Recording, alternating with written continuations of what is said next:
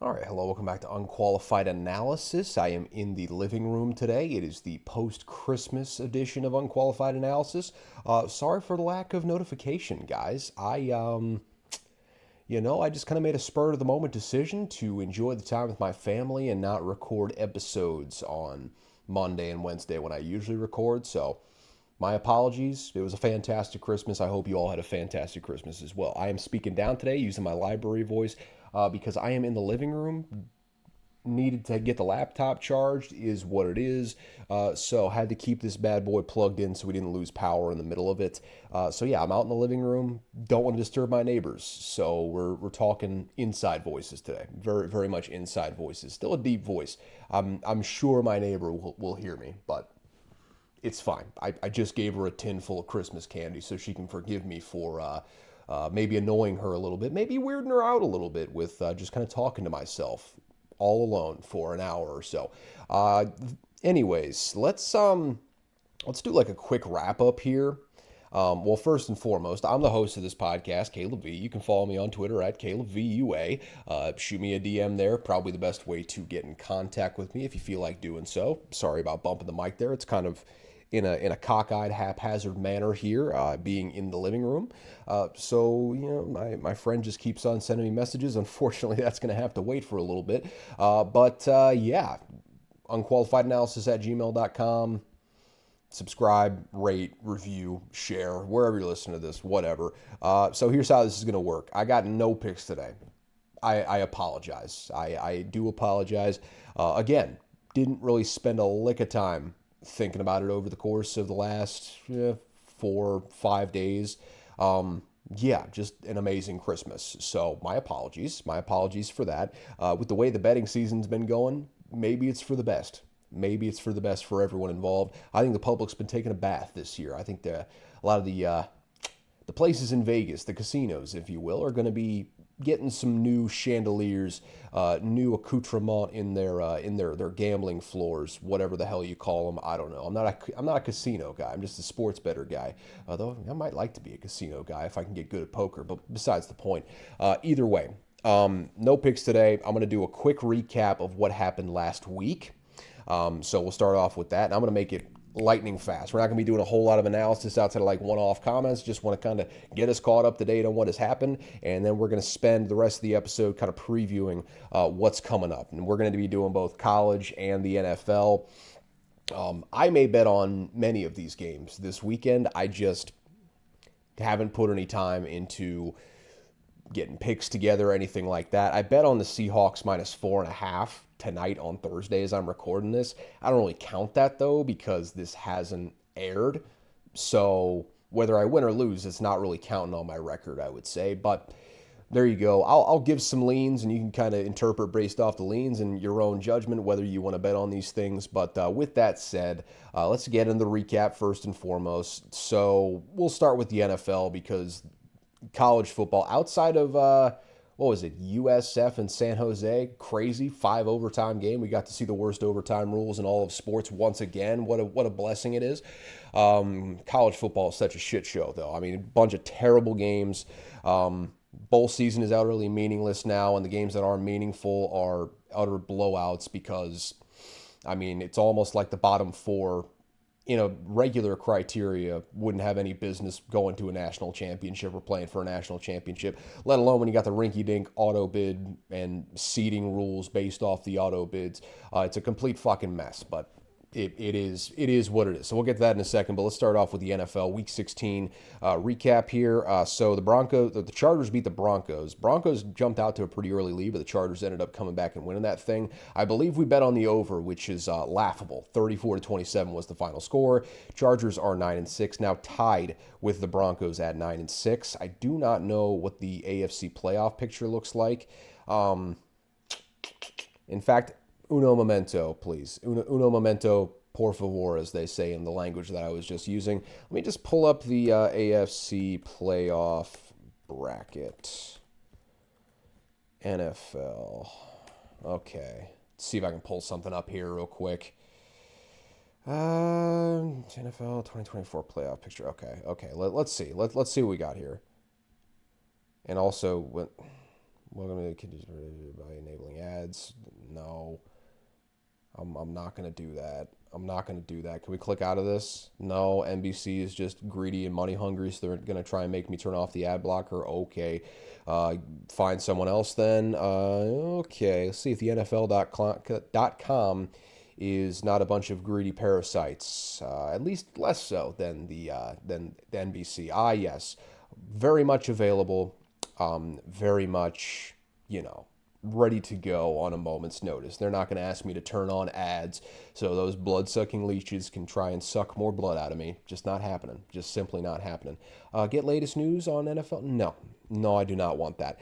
Any hoozles. So, as of right now, the AFC West is a 3-bid league. Chargers and Broncos at 9 and 6 are currently the 6 and 7 seed respectively. On the outside looking in, we got the Colts, Dolphins, and Bengals. Those are the only 3 that are not eliminated that are still in the playoff picture.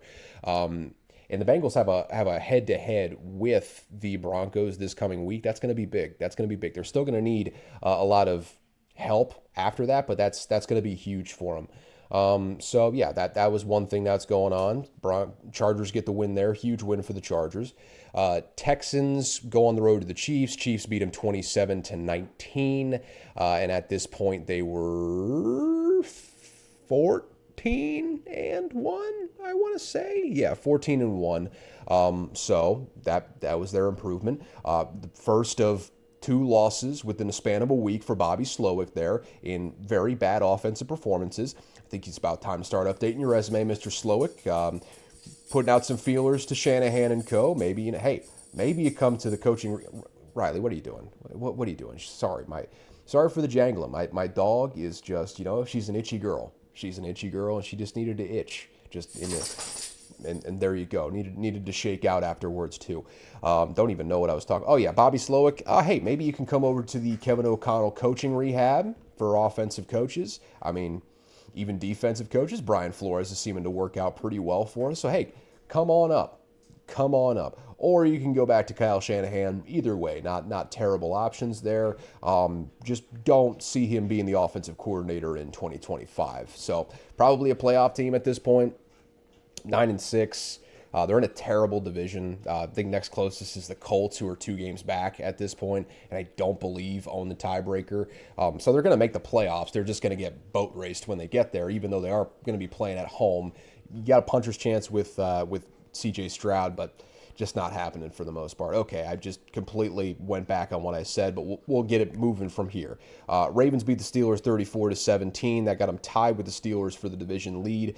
They are in the lead for the division now after the events that unfolded on Christmas Day. So we'll get to more of that in a second. Giants went on the road to the Falcons. Michael Penix didn't look fantastic in his debut, but he looked more than good enough. 18-27, 202, 7.5 yards per attempt. He did have 0 touchdowns, 1 interception.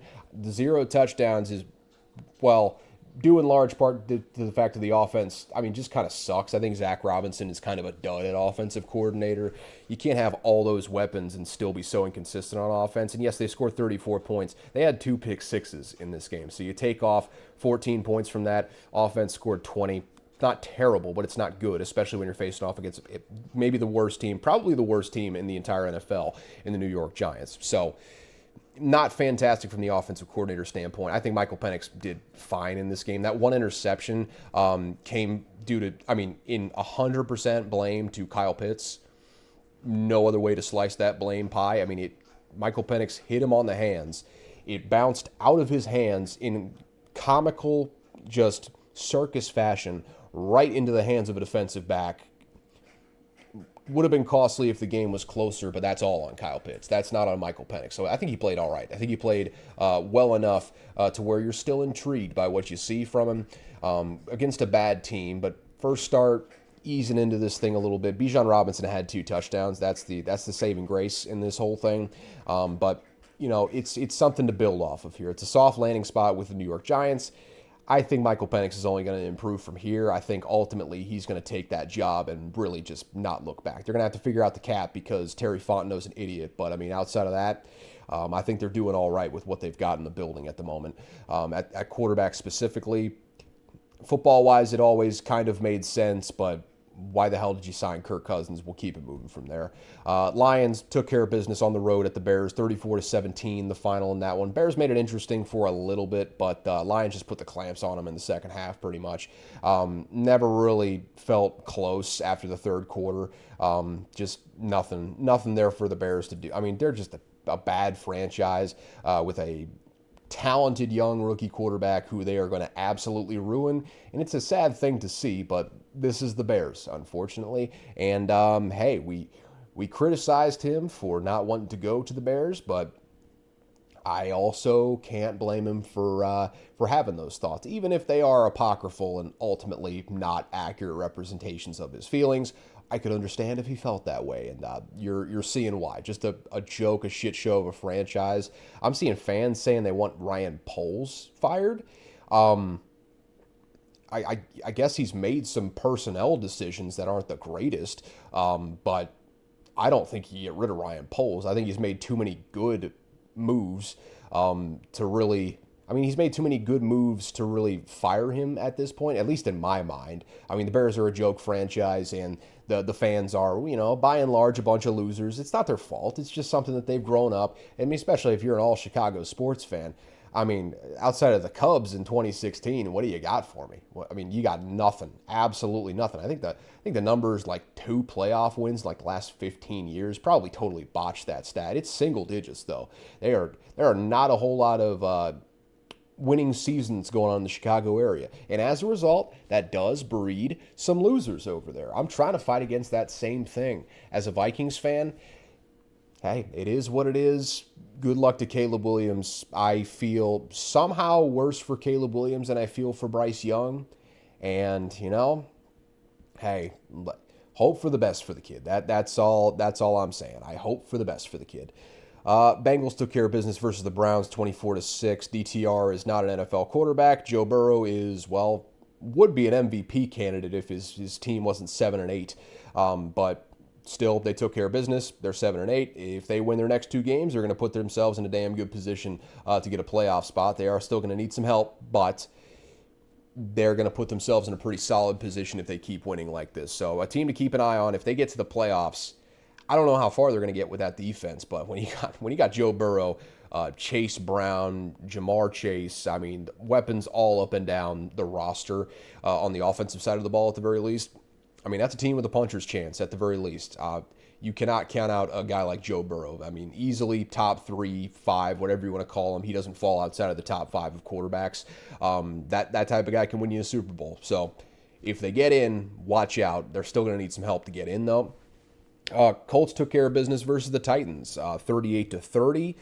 Got interesting in the second half, but ultimately Jonathan Taylor atoned for some sins, I believe, in dropping the ball short of the goal line. And maybe he was the one. Maybe this was the game where he dropped it short of the goal line. I can't remember. Time just blurs together after a certain point, but he went 29 carries, 218 yards, 3 touchdowns. He was a monster, especially in the first half. He ran wild in the second half. Sorry, I'm kind of like resting my hand on the laptop, so it's kind of jostling around a little bit. I apologize. I apologize for that. But yeah, Colts get the win 38-30, keep themselves at least nominally alive in the playoff hunt. The Rams beat the lowly, sad Jets. Maybe, I mean, right there among the bottom 5 worst run franchises in the league, based on the reports that we've heard. 18-year-old son making football decisions in the franchise, just clown shit, absolute clown shit. Meddling owner's son, daddy's money's son too. He's probably the most insufferable person on the planet. I mean, I've never met, heard from, anything. I don't even know what that kid looks like. I can tell you I hate him though. I can absolutely tell you right now. I keep bumping the mic too. I apologize. I can tell you right now, don't have to meet the kid to know that I would absolutely hate everything he is and everything he stands for. And yeah, I feel sorry for you if you're a Jets fan. I really, really do. There's really, and really just a New York fan in general, things are not great right now. I mean, even the Yankees, they're winning games, but the expectations are so high based on the history of the franchise. No one's happy about it. They went to the World Series, and they're all just disappointed because they lost to the Dodgers, I believe, just like they did previously, unless the Dodgers played someone else. I don't know. I don't follow baseball enough. I like the sport, but I don't follow baseball enough. So yeah, Rams get the win. They're 9-6. Look like they got the inside track to win that division. Getting healthy at the right time, that is a team to watch out for. If there's a team in the NFC that's going to make a Cinderella run, it's going to be the Los Angeles Rams. Mark my words on that one. With the quarterback that they have, the receivers that they have, the running back, the offensive line is getting healthier. Defense is rounding into form with all those young players that they've integrated into the scheme. Weird way to pronounce integrated, but I digress on that front as well. That's a team to watch out for, and they haven't played fantastic at times, but when push came to shove, 6-3 going into the fourth quarter, they just closed it out. 13-0 in the fourth. Game was over. Nothing to worry about. Kyren Williams, when you got a running back like Kyren Williams, you've definitely got a chance in the playoffs because you can play as front runners if you jump out to a lead. That's for sure. I think the pass rush is getting better with each passing week, and that's just a byproduct of having all those young players on the defensive line. Rams are a sneaky team right now. They're a scary team. They're probably going to win this NFC West. I would say they're the best team in the NFC West. Really should have just stuck to my convictions way back in the day, but every team in the NFC West, except for the 49ers, who I guess have just definitively decided that they stink. Everyone is just a Jekyll and Hyde team. I mean, Cardinals, one week they'll play great. They're on a real schneid right now. Seahawks, really just, you don't know what you're getting from them on a given week. So probably a bad bet tonight on the Seahawks 4.5, but they're playing the Bears, man. They're playing the Bears. Come on. Yeah, team to watch out for. The audio quality is just going to be terrible. There's no way around it. I keep bumping the mic. My bad. We got to keep it moving though. We got a lot of ground to cover. Commanders beat the Eagles 36-33. Jalen Hurts went out with a head injury in this game. Still has not cleared concussion protocol as of today on Thursday as I'm recording this. So real chance he doesn't play next week either. Which, I mean, if he doesn't play, Eagles lose. I mean, you want to talk about stakes. If the Vikings win against the Packers in this coming week, in week 17, we've got ourselves a all-time dandy in the last week of the season. I can guarantee it's going to be flexed to the last week or the last game of the week. It's going to be not a play-in game. It's going to be a game for the division title in the NFC North between the Vikings and the Vikings and the Lions.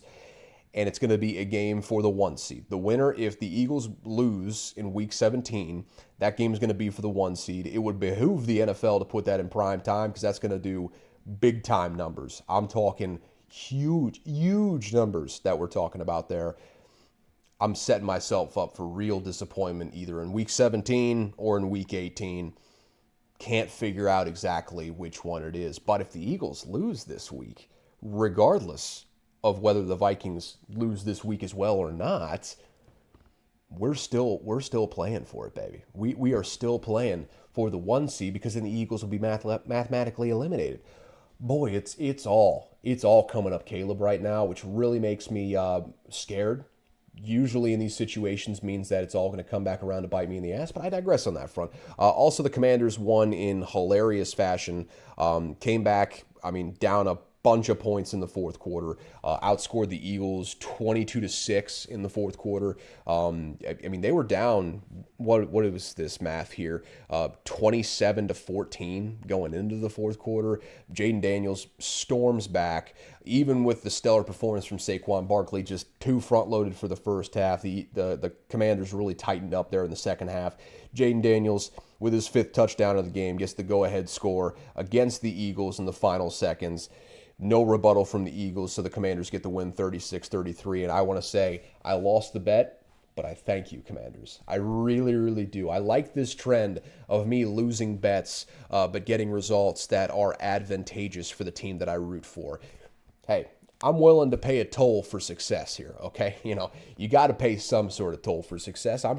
Maybe I'm willing to pay a little bit more than others. I don't know.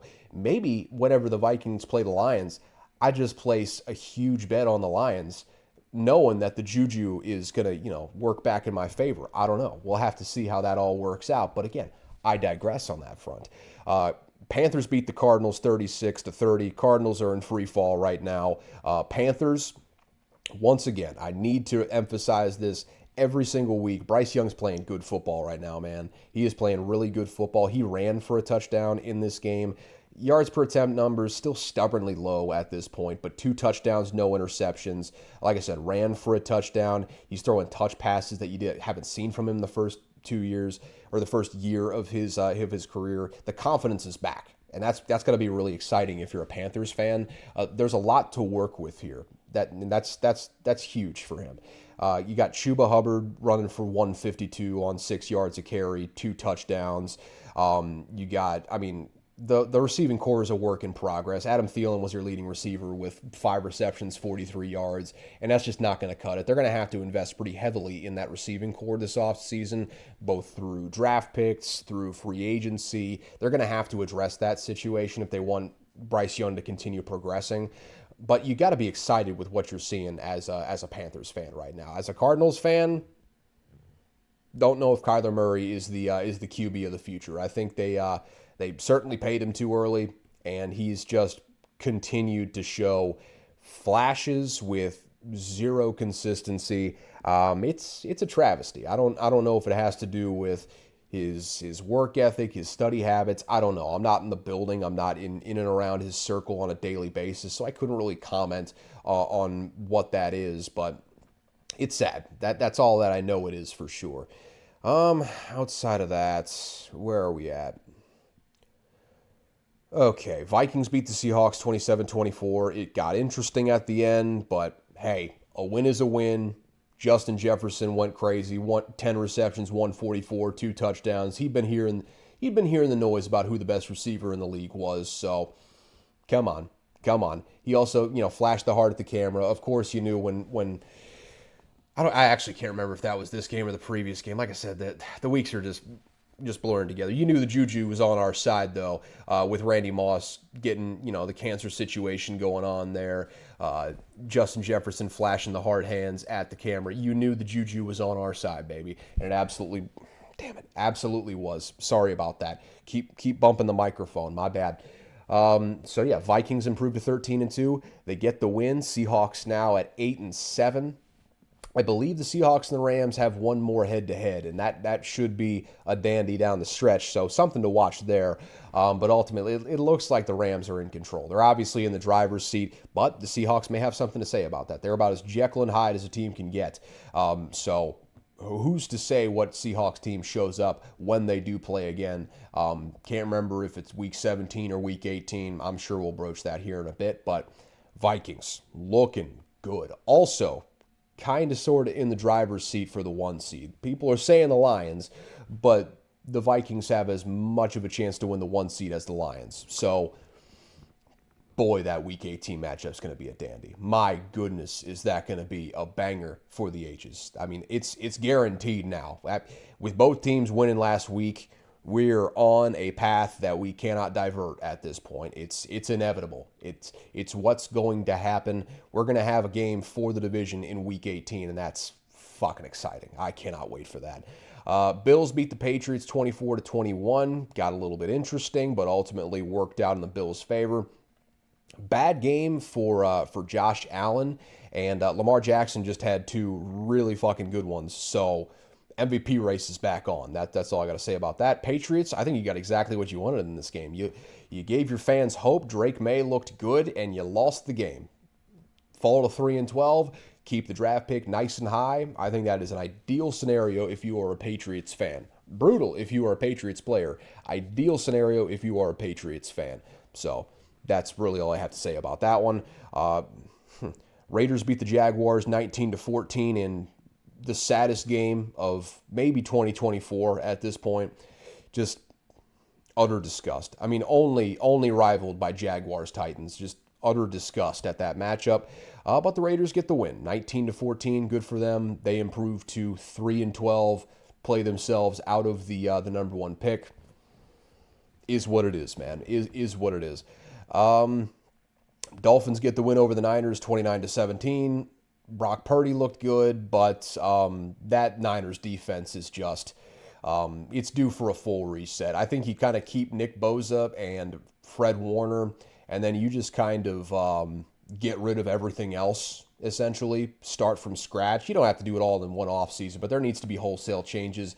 There needs to be a youth movement, an injection of youth, whether that be young free agents coming in or draft picks. Probably a mixture of two is how you address it. The Niners are just, the window is closed. It's closed. There are nails in the frame of the window. I don't think even Brandon Ayuk coming back is going to put the 49ers back on a Super Bowl trajectory, at least not right away. Unless John Lynch just has one of those drafts where he just nails every pick pretty much, nails every free agent signing.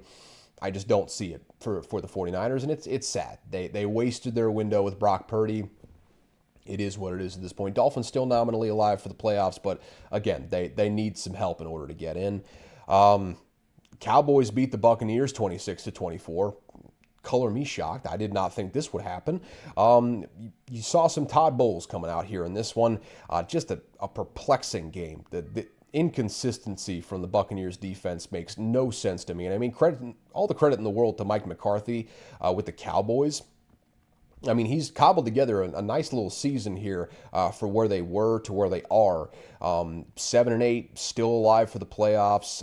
Are they alive for the playoffs? I think they might actually be mathematically eliminated. So erase that from your memory. Actually, I have the tab pulled up. I can just look. Yeah, they're mathematically eliminated from the playoffs. But hey, getting moral victories to finish this thing out. You got to love it. You got to love it if you're a Cowboys fan. Buccaneers, if they're not careful at this point, they could lose this division very easily. I believe they're tied with the Falcons now. Let me just get a quick look. A quick look-see-doodle-doo at what the Falcons' record is. Of course, I lost it. Okay, they're 8-7 too. Obviously, the Falcons beat the Buccaneers twice, so they win the tiebreaker.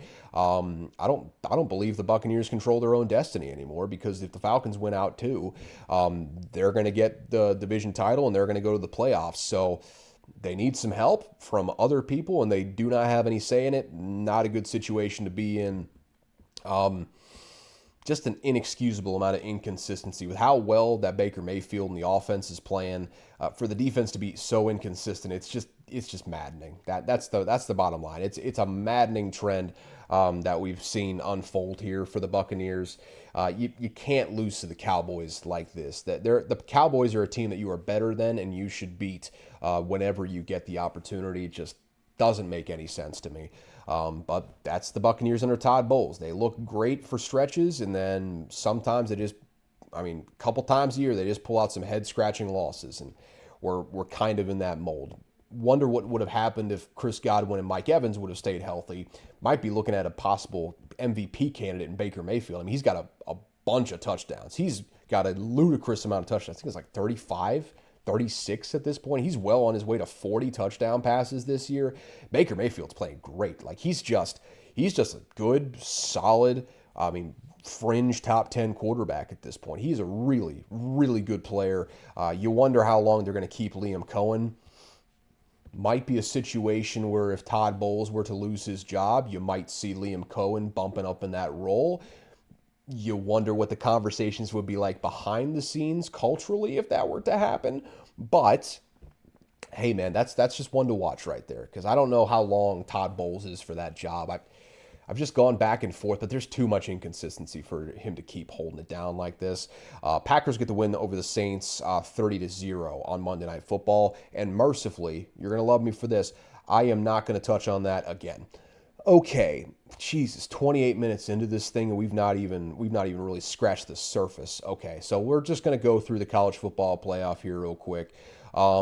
Notre Dame beat Indiana 27-17. Really wasn't that close. Indiana made it look a little bit better in the fourth quarter, but Notre Dame carried a 20-3 lead into the fourth quarter. This was not great. Big news coming out of that one, though, is that Riley Mills, star defensive tackle, probably a top 10 pick in this upcoming draft, is going to be out for the season. I believe he tore his ACL in this game. So that's a huge loss, and that's going to be very consequential next week when I believe, they play Georgia this upcoming week. So that's going to be a problem. That's going to be a real problem. We'll have to see what they can figure out. They got a little bit of a layoff here before the New Year's Six happens, and they ultimately play on New Year's Day, so they still got some run up for this, but you can't really replace Riley Mills, especially not with one player. He's just, I mean, he was at the coin toss on, I believe, when was it? Friday night, whenever this game was played. I mean, outside of Nick Bosa, and I would say even larger than Nick Bosa, he is the largest and most jacked white man I've seen in my entire life.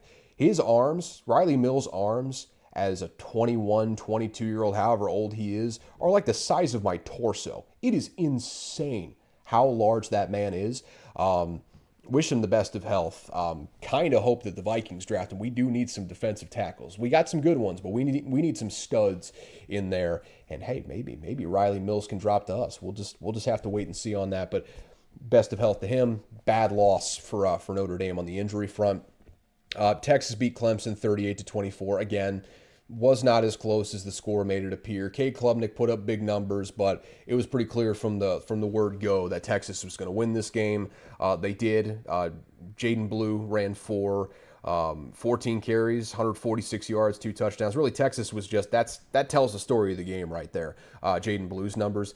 Texas was just dominant on the ground. They went for 292, 6.1 yards per carry, 4 touchdowns. They had 2 running backs with 110 plus yards and 2 touchdowns, both of them over 7.3 yards per carry. That would be Quintravian Wisener, which, by the way, I do believe he's a true freshman. I believe a 5-star coming in there. There's a reason that he's getting snaps along with Jaden Blue. He's a monster, and they got a monstrous offensive line, and you saw it against Clemson. Clemson never had a chance. They lost the line of scrimmage battle emphatically on both sides of the ball. So, yeah, again, should not have been there. So there you go. What do you want me to say? Penn State beat SMU 38-10. This one didn't even present itself as a close game. Penn State just ran SMU off the field. I mean, you knew this thing was over when Kevin Jennings threw a pick 6 early on in the game.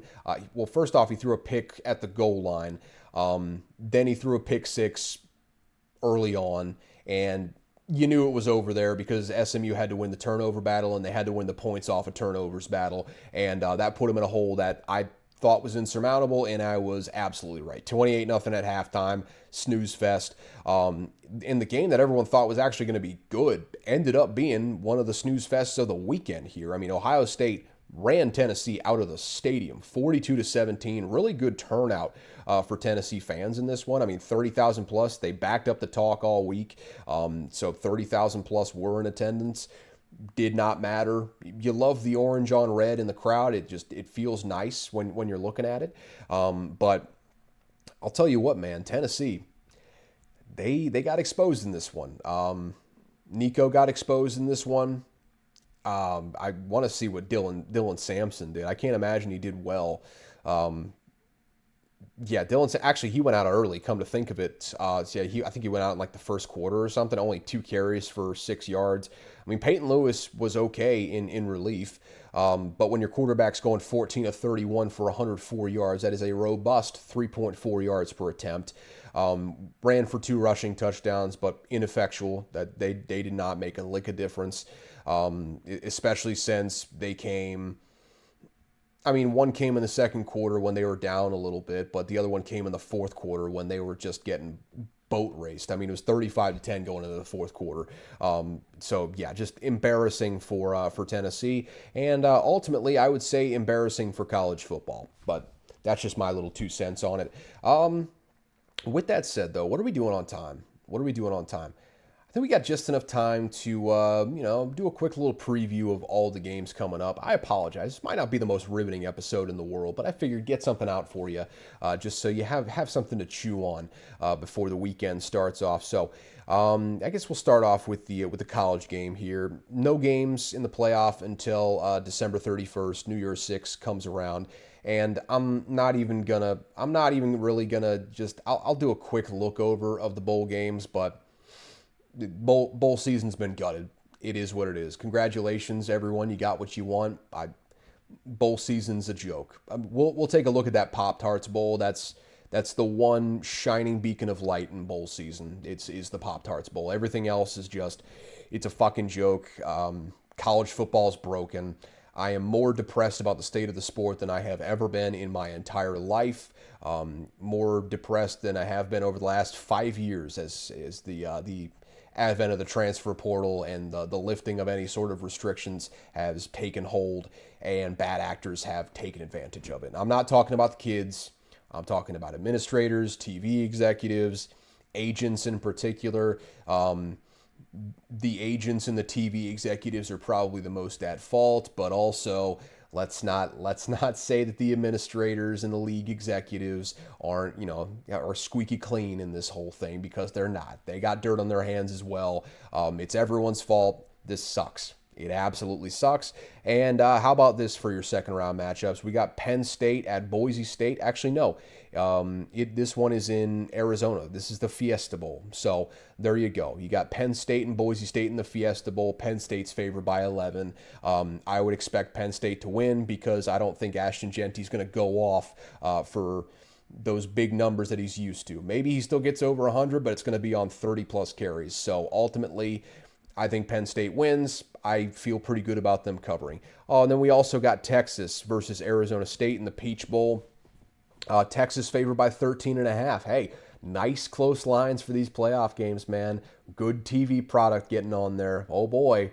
Are we getting excited? Are we getting excited for the second round of the playoffs here with the two games that I just mentioned? Really, Arizona State's one possible slim glimmer of hope is that Cam Scatterbo goes off for like the game of his life. And he's done it before. The problem is Texas is just killers on the offensive and defensive line. I think Texas is going to dominate the lines of scrimmage. And when your main player is, dependent on the blocking on the line of scrimmage, that being Cam Scatterbo, I don't see it working out great for Arizona State. I think their passing game has largely thrived based on the strength of Cam Scatterbo. So, yeah, don't like this matchup for Arizona State. I like Texas in this one. I like them to cover. And then, lo and behold, we do have two good games coming up for this next round of the playoffs. So, hallelujah. Merry Christmas, Happy New Year, all that sort of stuff. We got Ohio State versus Oregon in the Rose Bowl. Kind of a classic Rose Bowl matchup, Ashley. They're both in the same conference now. They're both in the Big Ten, so it's not technically like a Rose Bowl matchup, but the Pac-12 is dead. Let me pretend. Ohio State-Oregon is a classic Rose Bowl matchup, so I do love that. The last time, you all remember what happened. Will Howard short-circuited in the most pivotal moment of the game, slid with like 8 seconds left in the clock runs out, game over. Oregon wins by 1 point. Once again, in the rematch here, Vegas is sticking to their guns. They didn't see anything to dissuade them from the line. Ohio State is still favored by 2.5, even though they lost in the previous game. And I'm just going to sit back and enjoy this one. I'm not going to bet on it. I'm not going to place any wagers on it. I'm just going to sit back and enjoy the duel that these two teams should have in this game, assuming that Ohio State comes up ready to play. Oregon, I know what I'm getting from them. I feel pretty confident. Dan Lanning has put together one of the best programs in the entire country. Well on his way to cementing Oregon as a national powerhouse for the foreseeable future, at the very least during his tenure. And he is a young guy. He might be there for the next 30, 40 years if he doesn't decide to go to the NFL at some point, or take an Ohio State or a Georgia job or something like that. Barring those possibilities, Oregon might have themselves their Bear Bryant right now. And I'm not saying he's going to win 6 championships or 5 championships, however many Bear Bryant won. I think he was 6.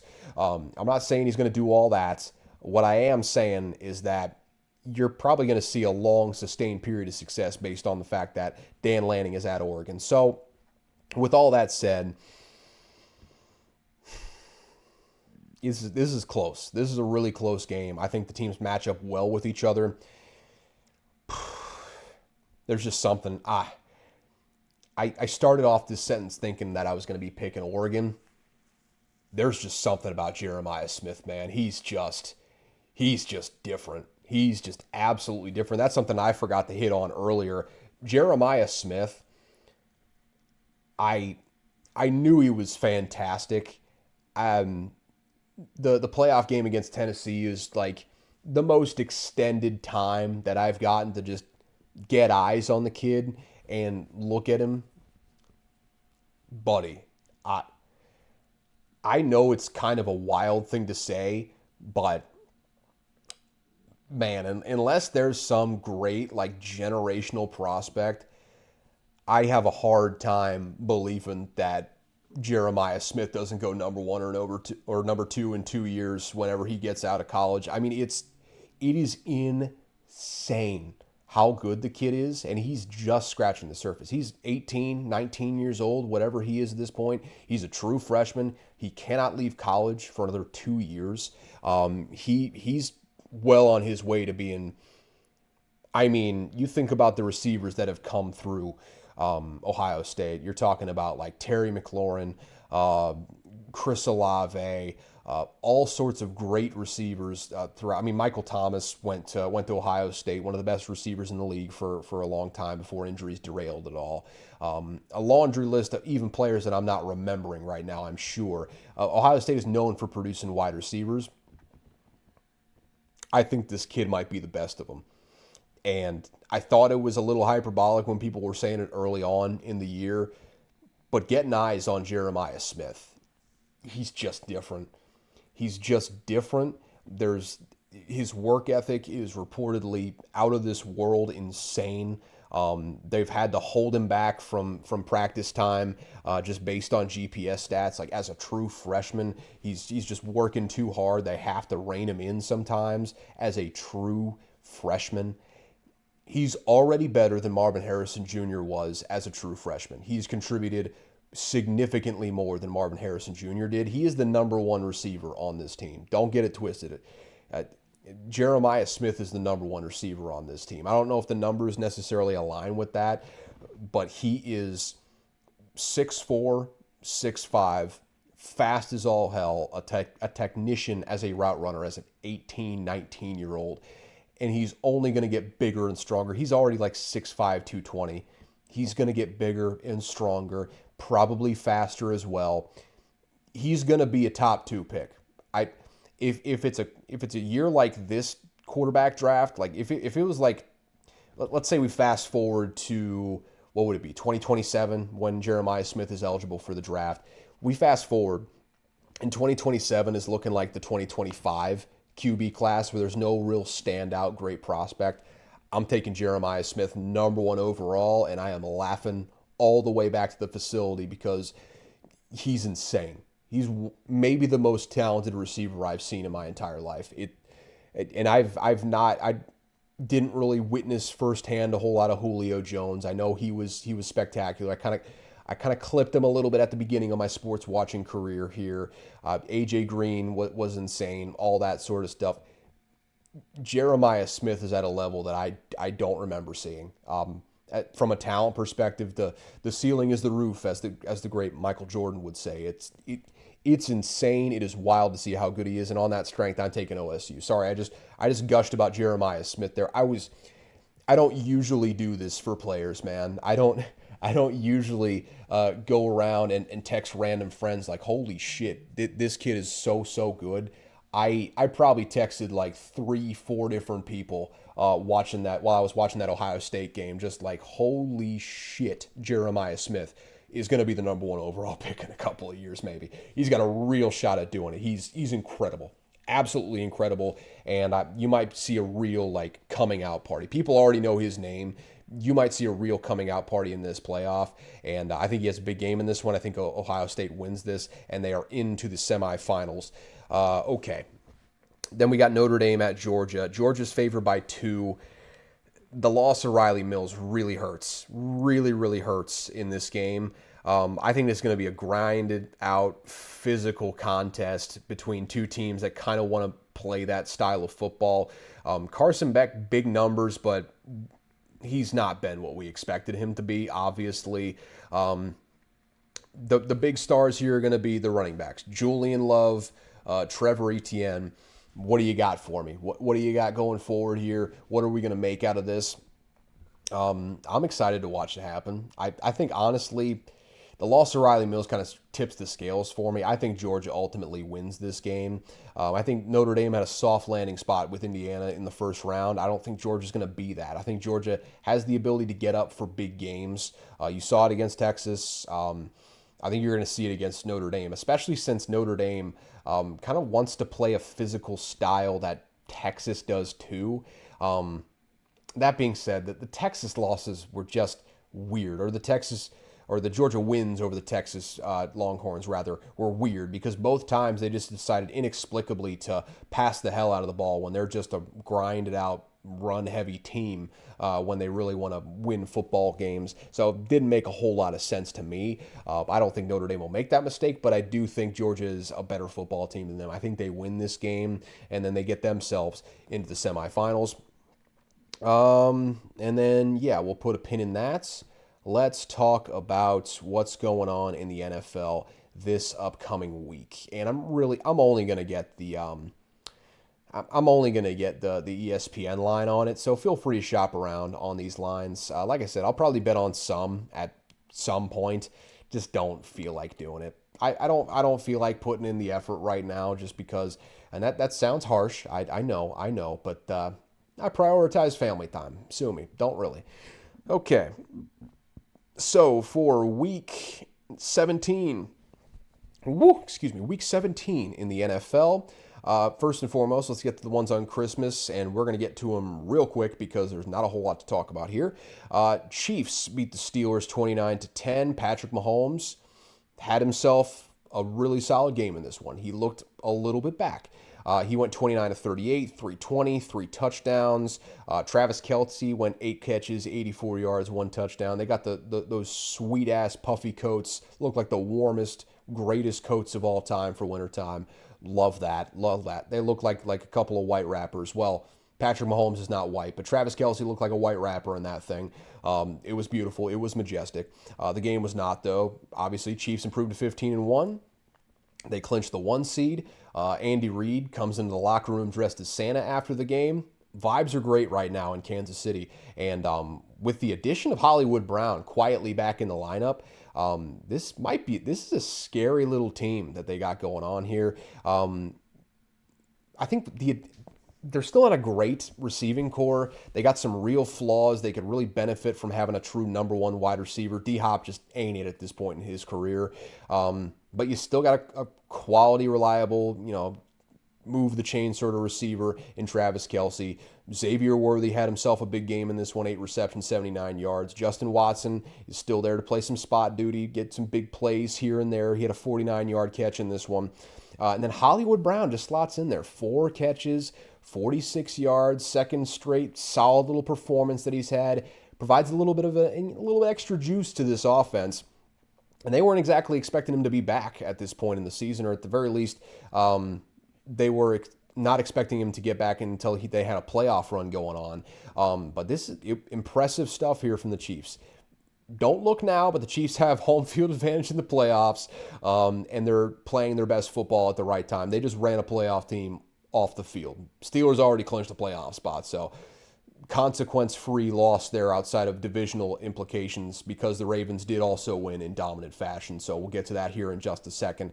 But yeah, Patrick Mahomes, all they needed was that little bit of extra there. Run game didn't have to look particularly great, is what it is there.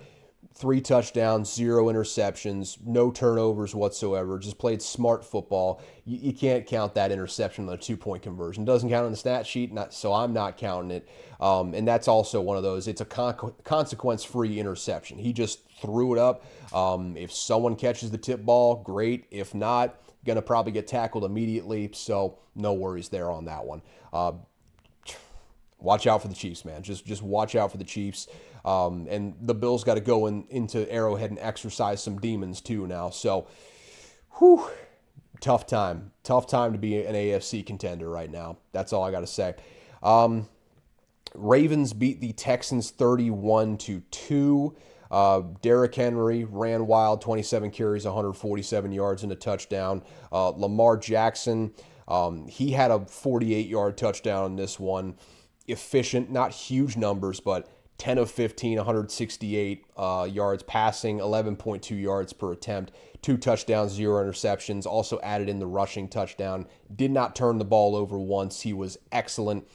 Not a perfect passer rating, but a passer rating north of 140, just a bit shy of 144. He was electric in this game, as he has been throughout the course of this season, and he's got a crazy touchdown number here. I got to pull up the actual stats. So he's tied for first in the league with 39 passing touchdowns. So there's that. That's before you factor in the 4 rushing touchdowns he's had so far this season. He has 43 total touchdowns this year and still has one more game left to play in the season. Insane stuff that he's been doing this year. And really, with the Bills' little hiccup here over the last couple of weeks, Josh Allen is no longer running away with the MVP trophy. He's had back-to-back not very good games. Hey, it would behoove Josh Allen to have another one of those insane performances like he had when he was making his run to the MVP, because it's a dead heat right now between him and Lamar Jackson. That should be fun to follow here over the course of the rest of this week with Josh Allen, and then watching what each of those quarterbacks do next week, whether they rest, whether they play. Don't know what the playoff implications are for them playing next week. That'll be something to monitor, though, so that should be real fun. Like I said, though, Texans get a second loss in the course of a week. Under a week, actually. Go from Saturday losing, they lose on Wednesday. Just a couple of days later, brutal stuff. Real brutal stuff for them. C.J. Stroud went 17 of 31, 185 yards. Offensive line looked bad. Bobby Slowick's just not a good offensive coordinator. There's no way around it. We gave him a little bit of leeway to grow, but this is year 2, and the offense has regressed under Bobby Slowick. It's time to cut bait and find someone who can get this offense moving. I'll leave it up to D'Amico Ryans to decide that. I'm interested to see where they go, but I don't think Bobby Slowick is long for this job. When you got a quarterback like C.J. Stroud and you can't even get 200 yards out of him, can't get a touchdown out of him. I know the Ravens are a solid defense, but you got Nico Collins, you got a solid tight end in Dalton Schultz. Not having Tank Dell hurts, but at the same time, you're doing okay. You're doing okay on that front. Oh yeah, also on the Saturday game, Tank Dell, forgot to mention that, dislocated his knee. Pretty gruesome injury. Initially, it was reported as a dislocated kneecap, which don't know how that information got circulated, because I saw the top of his leg separate from the bottom of his leg, within the skin, of course, but you could see one bone popping out that was not supposed to be popping out. So he tore his ACL, dislocated his knee. He's out for the season, obviously. So there you go. Watch that on Saturday with a group of guys, and we were all just like, oh my God, Jesus Christ. One of those injuries, you watch the replay, you see the aftermath on the field, bones not looking quite right. Yeah, it sticks with you sometimes. It sticks with you. Any hoozles, though. Let's look at the previews here. So obviously we've got the Seahawks Bears. No real use in talking about that because it's about to happen as I am recording this. You will already know what has happened after I am done recording this. But needless to say, the Bears stink. The Seahawks need this win to keep their playoff hopes alive. I think they crush them. I think they crush them in merciless fashion. They don't have Kenneth Walker in this game. What else is new? He's out every other week at this point. Zach Charbonnet, that's the reason why they drafted him, though. He's a monster in his own right. So I think the run game is going to be fine. If Ryan Grubb doesn't forget about the run game, it'll be fine. I should caveat with that. He's had a couple ups and downs and struggles. I think he's ultimately going to be really, really good as an offensive coordinator in the NFL. He just gets a little caught up, sniffing his own farts sometimes when it comes to the passing game. Incredible offensive play design. Just got to learn or dial in the play calling aspect of the whole thing. I expect the Seahawks to win that game, though. Watch me be just completely wrong on Friday when this comes out. That's the beauty of making that prediction. You don't really know. Chargers are on the road at the Patriots. Chargers are favored by 4.5. If this game was played like call it 3 weeks ago, I'd probably take the Chargers here and I wouldn't even think about it. Drake May is playing really good football. The Chargers defense has fallen off substantially. They're coming off like back-to-back performances where the defense kind of got boat raced a little bit.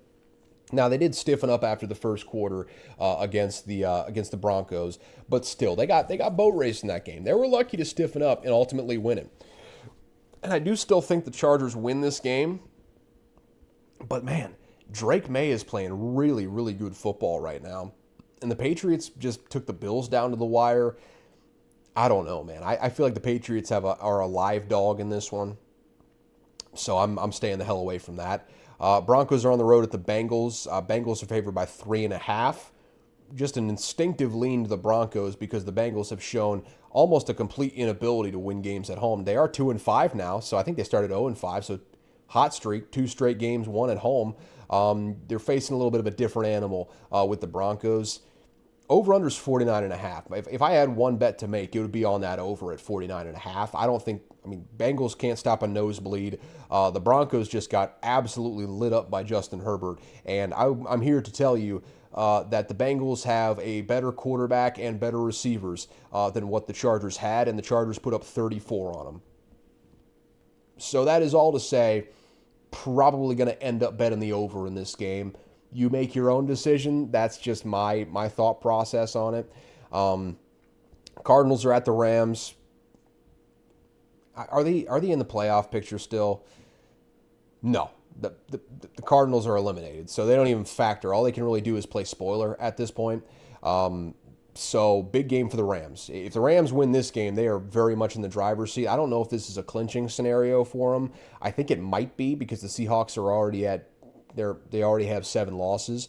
So I don't know what the tiebreaker looks like for that. Probably could have done a little bit more investigative work on that, but this whole episode's been kind of cobbled together, hasn't it? Rams minus 6.5.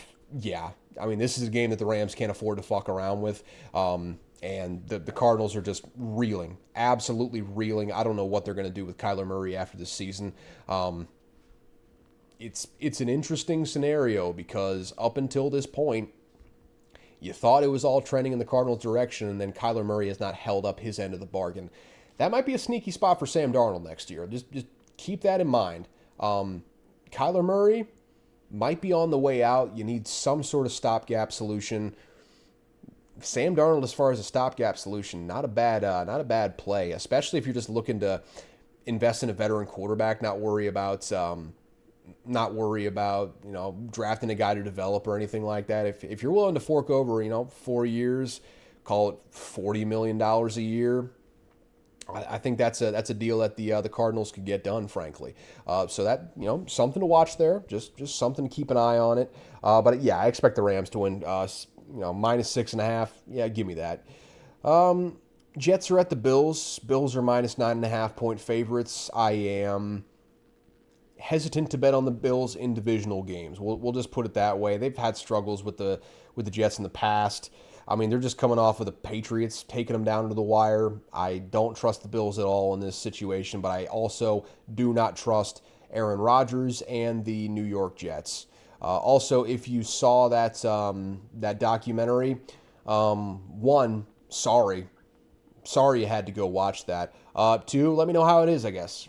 I won't watch it, but yeah, if you could just give me like a brief, like a Chat GPT synopsis, perfect stuff right there. So we got the Raiders at the Saints, disgusting. Who cares what the line is? If you're betting on this game, call the hotline. That's my only analysis for this game. If you're betting on this game, call the hotline. Raiders, you're in absolute hell. There's not really much light for you at the end of the tunnel, frankly. The way forward is rocky at best, completely unpaved and full of potholes on the side of a mountain at worst. As far as the Saints, look, man, I know Mickey Loomis is in tight with the owners. He's had a good relationship with the Bensons for a long time. It's allowed him to weather some storms as the GM for the Saints.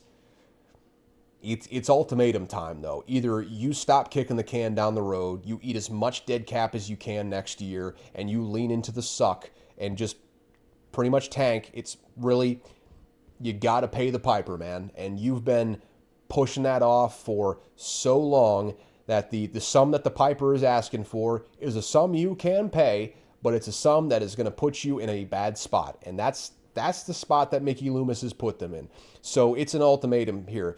Either you stop kicking the can down the road, you get out of cap hell and start actually a full reset and rebuild the roster, or we find a new GM, we get a new head coach, and we start this thing from scratch, regardless of whether you're on board or not. It's time for that ultimatum. I don't know if Gail Benson is going to do that just because relationships, Mickey Loomis has hobnobbed himself into a good spot job security-wise, so good for him, I suppose.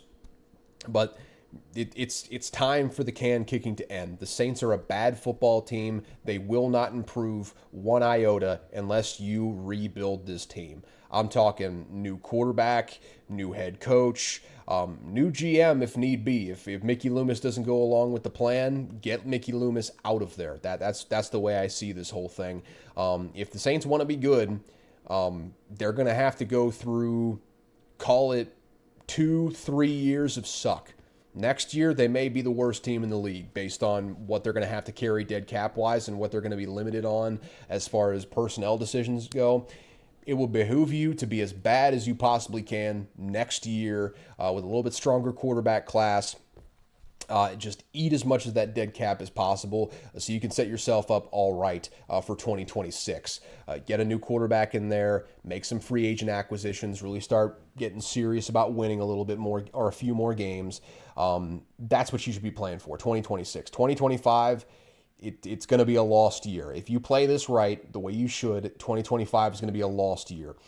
It's just a matter of what the Saints do. If Mickey Loomis continues to do what he did this past offseason, you're going to see another 5-10 Saints team this time next year. So it has to be ultimatum time. It has to be ultimatum time for the Bensons, for the Saints organization. The road has come to an end. The can has hit the wall. There is no more road to kick that can down.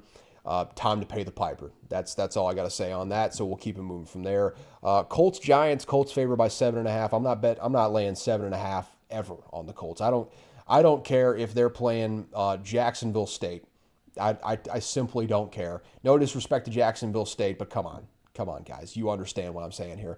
I don't care. Just not betting the Colts points at all. Shane Steichen, I think, has pissed away all the goodwill that he gained over last season with the coaching job he did. Chris Ballard should be out of a job. The fact that he isn't out of a job is bewildering to me. He probably should have been fired each of the last 2 or 3 years.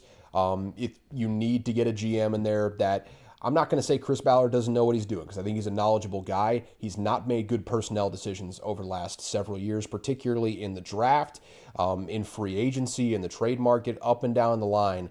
Chris Ballard has not made good personnel decisions. So they need, not a full organizational reset because I still do believe in Shane Steichen. It's been very bad over the course of the last season, and Anthony Richardson is putting up historically bad numbers. I mean, really, really bad numbers. He's just not a good quarterback. Honestly, I think the sooner you cut bait on him, the better. I know that talent is tantalizing. If he can just pull it all together, he would be one of the best quarterbacks in the league. The problem is he's just not going to pull it all together, man. Sorry, I keep looking up. I keep looking at my phone. My bad. He's just not going to pull it together, though. It's not going to happen. I think anyone who watched him in college probably said, hey, look, he's a young guy, so maybe if he gets in the right situation, he can clean up the mechanics and make it a little bit better. But the general consensus from people who watch football in college is like, talented, probably going to get someone fired. Here we are. 2 years down the line, and someone's getting fired in Indy. If no one gets fired, I think the fans might revolt after this season. Someone's getting fired in Indy. And hey, credit to Jim Irsay. I would much rather have a patient owner than a impulsive guy that just hires and fires coaches and GMs at the drop of a hat. You know, I would prefer that as an owner, but it's time. it's time to cut bait. It's time to get a fresh face there in the front office, and who knows what happens with Shane Steichen. That's the main thing. I'm sure Jim Irsay is going to have Shane Steichen give input on that coaching hire, just because that's how he rolls. If nothing else, he's an effective. Well, kind of effective communicator. He understands the interrelational aspects of this thing that you need everyone pushing in the same direction as far as GM and coach. So something to follow there. As far as the game, yeah, just don't bet that game. Eagles are playing against the Cowboys. Eagles are favored by 7. I'm assuming that's with the assumption that Jalen Hurts is going to play. I'm not laying 7 with the Eagles, man. The Cowboys are playing good football right now. They're playing really good football. The problem is the Eagles do match up very well with the Cowboys. Eagles have a really solid front 7. Cowboys, what do they do best? They run the football. So you're getting strength on strength there. Not ideal for the Cowboys. Corners, really, really good. Cowboys really just have CeeDee Lamb and a bunch of dudes. And, of course, Cooper Rush is throwing them the ball. So, yes, Cowboys got the win last week. But, yeah, I lean towards the Eagles in this one at -7. I'm certainly not betting it, but I'm leaning towards the Eagles at -7 just because I think the matchups end up working out pretty well for the Eagles in this one. Bucks are favored by 8 versus the Panthers. 8? The Buccaneers are favored by 8 points against the Carolina Panthers, a team that took them to the wire just a couple weeks ago. Just looking at recruiting news on my phone. Yeah, I mean, there's no official picks this week, but if I had to pick one, it's Panthers +8, man. They're a feisty franchise. They should not be. I mean, unless you're facing off against like a Detroit Lions, one of the cream of the crop teams in the entire NFL, they should not be getting more than a touchdown against anyone, frankly. This Panthers team is dangerous right now. I don't know if they win this game. I think they keep it within a touchdown. So if I had to make one pick, it'd be Panthers +8. That's my 2 cents on it. Titans are at the Jaguars. Gross. Titans favored by 1. Don't bet that game. Dolphins at the Browns. Another one that you probably shouldn't bet. If you're going to bet, though, Dolphins at 6.5. Fairly favorable line, but guys, it's Cleveland in December. Don't do it. Don't do it to yourself, man. Just stay away from the game. Maybe sprinkle a little bit on the under. The Dolphins lose these games, man. At the very least, they play in rock fights that they just eke out at the end. Don't put yourself in that situation, betting on Tua in the cold. Just don't do it. Stay away from this game as well. Then we got the real primetime matchup game of the week here. We have got the Packers at the Vikings. Classic matchup for the ages. A household divided in my household for sure. So Minnesota favored by 1 at home, about as dead even as a line can get. We got Sam Darnold playing against that resurgent Packers defense. Last time the Packers almost came back and won after the Vikings jumped out to a huge lead. That was on the road as well. I think the Packers are playing a little bit better than they did in that game. Packers are 11-4, Vikings 13-2. Packers will be in the lead in just about every other division not named the NFC East this year, just based on their record so far. This is going to be a dandy. This is going to be a really, really good game. It's an absolute treat in the 425 slot. It's going to be a huge one for the Vikings. Vikings got 2 massive games in the final 2 weeks of the regular season. This is the first leg of that. Winning this game would be crucial, I would say, to the future success of the Minnesota Vikings. So, with that all sorted and out of the way, obviously, I'm leaning Minnesota -1. We got a historically good rushing defense that I think is going to stymie Josh Jacobs enough to where they're going to have to lean on that passing game. That with the havoc that Brian Flores causes, I think we get some turnovers out of it. I think the Vikings win this game. So, yeah, I guess nominally I'll take them to cover the -1. Obviously not an official pick, but we'll take them to cover at -1. If for no other reason than it make me a nice little happy boy. That's the only real reason. This might be actually the best record I mean, we'll just have to wait and see how it all shakes out. It might be the best record that I've ever had as a Vikings fan. Well, I don't have it. I didn't play any of the games, but might be the best record team that I've ever cheered for.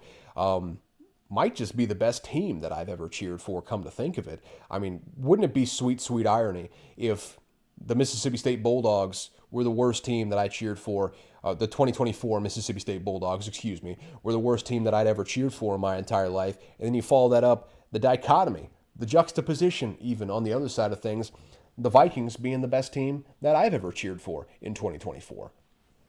Wild times we live in, folks. Wild times we live in. The Brett Favre team was probably a little bit better, but I digress. Falcons are at the Commanders. Commanders are favored by 4.5.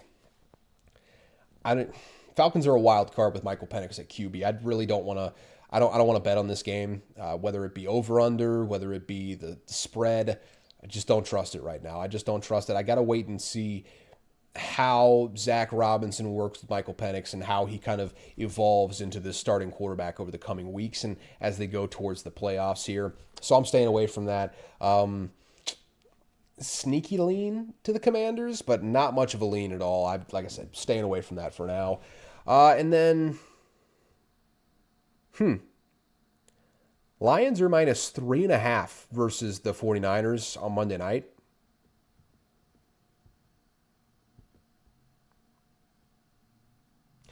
If you're listening on podcasts right now, I'm looking to my left, I'm looking to my right, I'm giving a little side eye to the camera. No official picks, but if I had one, this would be my favorite. Lions minus 3.5. I don't know in what world the Lions are 3.5 point favorites over the Niners. Vegas must be taking into account different sort of factors than I am. I don't see this game being close, man. I think the Lions are going to run them off the football field. So that's my 2 cents on that. Over-under's 50.5. I don't know that the Niners are going to score enough points, frankly, but ultimately the Lions might score enough points for both of them in one half. So something to wait and see on there. With that said, though, what are we doing time-wise? What did this end up being at? Yeah, right at a nice, reasonable length. So maybe not the highest entertainment factor in this week's episode. Sorry, I'm just pulling up the things I need to read off here. You know, a thing I learned this week. Productive Christmas holiday when it comes to learning shit. So there you go. We'll get to that in just a second. But thank you so much for tuning into Unqualified Analysis. This has been the amalgamation episode of Unqualified Analysis, I suppose. A little bit of college, a little bit of NFL. We just kind of bebopped our way around, and, you know, we got to all of it. That's the main thing. If you enjoyed, probably going to be better when we get back to a regular schedule this next week.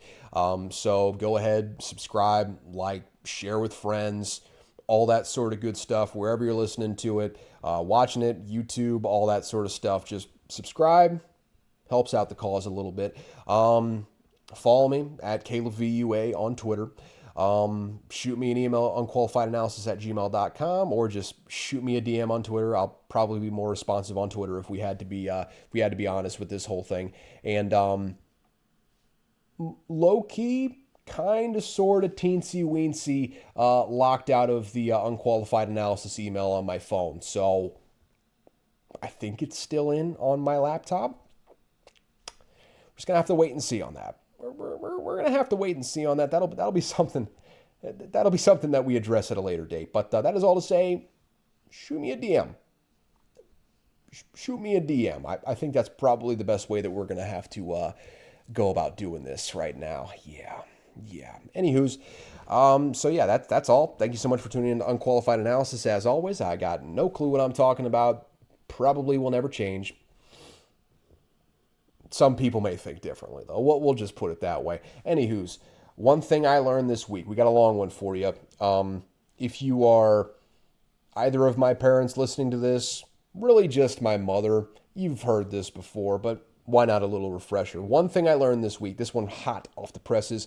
On Christmas Eve, 1826, there was a riot at West Point Military Academy after a group of cadets was caught getting drunk on eggnog spiked with booze smuggled into the school. Background here on that, why they had to smuggle the booze into the school. Alcohol got banned on campus earlier in the year following a particularly rowdy 4th of July celebration. The boys was getting after it. That's what you had to know. So, alcohol banned on campus. That sort of stuff happens. No one died, but multiple officers were assaulted, property destroyed.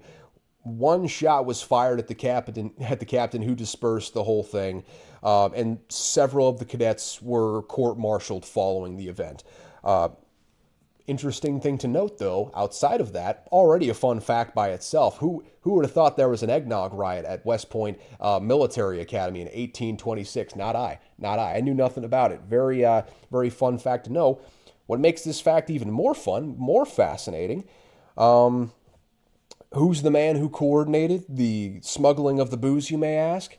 That would be none other than then cadet and future Minister of War and President of the Confederacy, Jefferson Davis. You heard that right. He was a cadet at West Point Academy. He got booze in. He handled the logistics. He got booze in the door at West Point Military Academy. So if nothing else, dude was a party. Dude was a fun guy to be around. He actually didn't get court-martialed because he just dispersed from the group when the captain ordered them to. So was one of the ringleaders, but because the second he got caught, it was like, you got me. He didn't get court-martialed. So there you go. There's your fun fact of the week there. I will see y'all on Tuesday for, I guess it'll just be a recap of the NFL for the most part there. I guess, yeah, it's usually how it goes. NFL on Tuesdays, college football on Thursdays. I don't believe we're going to be all the way through the New Year's 6 by the time I record that next college football episode, so I may have to bump that. I may have to bump that episode to Friday. We'll play it by ear. We'll play it by ear on that one. So, yeah, with that said, thanks for tuning in.